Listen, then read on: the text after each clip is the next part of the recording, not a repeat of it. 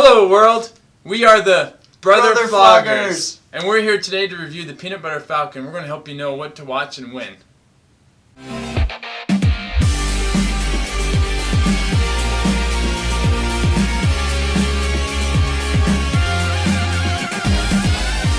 So the Peanut Butter Falcon follows the story of a kid named Zack who runs away from his old folks' home and tries to become a wrestler, a pro wrestler. And the kid has Down syndrome, and so you kind of see, as he goes along and meets new friends, him dealing with the fact that he's a little bit different than everyone else, and which is part of the reason why he's in the old folks' home, because his family actually left him. And you get to see a lot of character development, and eventually becomes a pro wrestler and defeats all the bad guys. All of them. Spoiler. Yes. Dang it. Dang it. We really see a progression of the characters. We go from the beginning to the end of the story, both for Zack and also his friend Shia LaBeouf that runs through whose character's name is Tyler. As you see them progress, they're both kind of outcasts. And it actually kind of reminded me a little bit of Oh Brother, Where Art Thou? With some of the random and the deep southern theme, because it takes place in just above Florida. What state is that? It's in the South. They eventually end up in Florida. I don't know if they say where they start. Maybe I'm not sure. Georgia but it's a deep South, which is actually one of the things I liked about this movie was the setting in the South. The South is beautiful. I lived in the South for about a year, and it is so beautiful. And so the setting of this movie being in the South, I think just really adds a really nice touch, because it's almost like a coming-to-age movie. Yeah, it kind of is, isn't it? A lot of coming-of-age movies come from the South. I don't know if where that's you come of age. Everybody in the South needs to come of age. They need to grow up down there. No offense. Yeah, I don't know what the deal is, but a lot of them do, and they. That's actually a totally general statement. I have no idea. Just but at least two of them do. The three I've seen that were in the South. Yeah, and actually they had a lot of Southern music, but I really like that kind of backwaters, kind of slower Southern. I'm not sure what the right term is, but that slower Southern style music I thought it was really appealing and really well done. And Shia LaBeouf. I can't say these names. Mr. Buff. No. The Boof. He plays a really good backwoodsy hillbilly, because it is. He's very. He didn't even have to act. Yeah. It was so natural for him to be an angry hillbilly. It was just him, which actually kind of is. Yeah, maybe it wasn't acting. It was actually just a video of his life, and we just happened to meet this Down syndrome kid. The cool thing about being in the South, though, is they have these different. You have very interesting characters. Because the preacher, the preacher who's this very religious zealot Southern Baptist.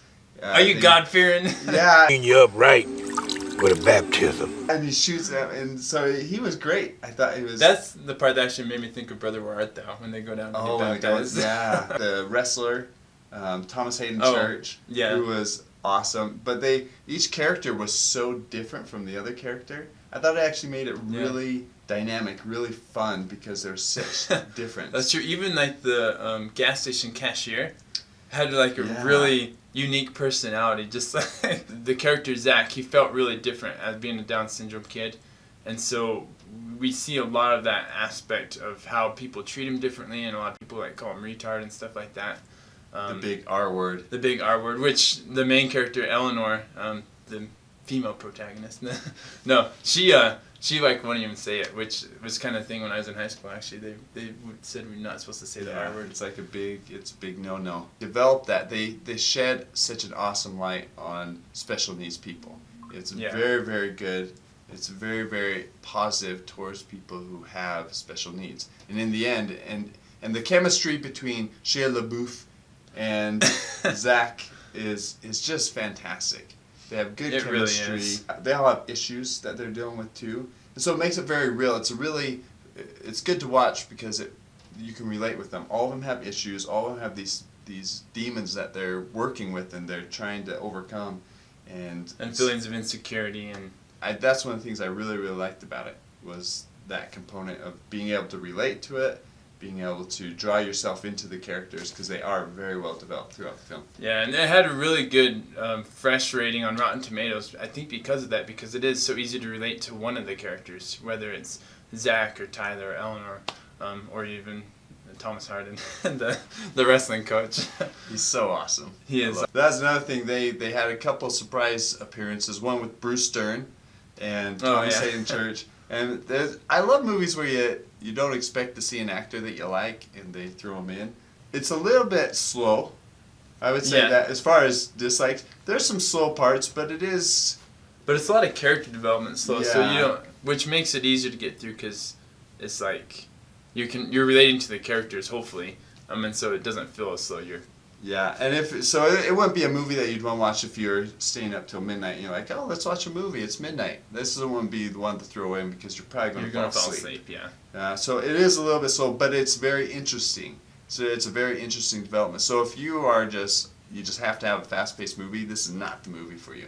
But if you like a good, interesting, uplifting movie that makes you kind of think, this is a good one. It did take a little bit to get into it until you really started to get to know the characters. That's, I think, when I felt it. I think that's right. Yeah, when you get to know them and you become invested in them, then you're like, oh yeah, this is, even the slow parts were more interesting. So I'm not really a fan of Shia LaBeouf. Oh. I really don't like him that much. I did like him in this.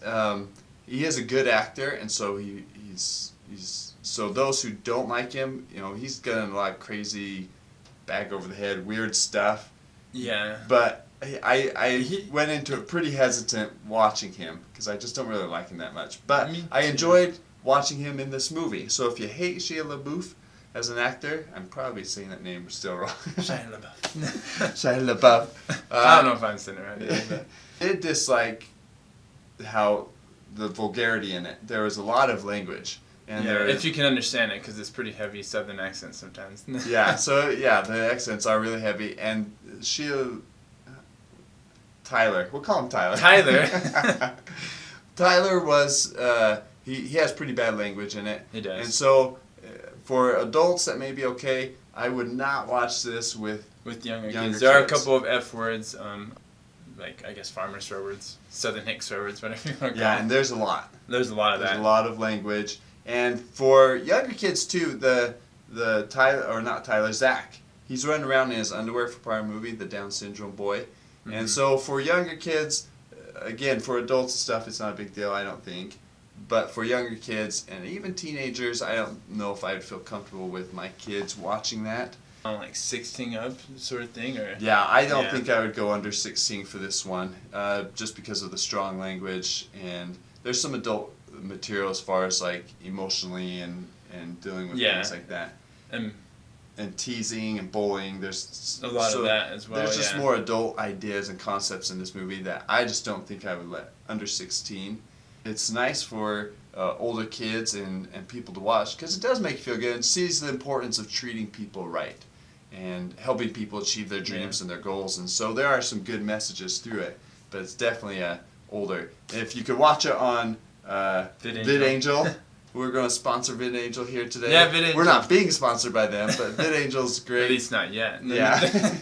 A website where you can filter content and you can just block out all the swear words, and that's a great option. So if you love swear words, then that's perfect. But then watch it. Then watch it every day. Enjoy it. I remember one thing I really did like. There's one point where Eleanor, the one who won't say the R word, is confronted by Tyler, where he says basically that the way she treats him and acts is basically stronger than not saying the R word. She's showing him that he's retarded without saying it. Is how he puts it.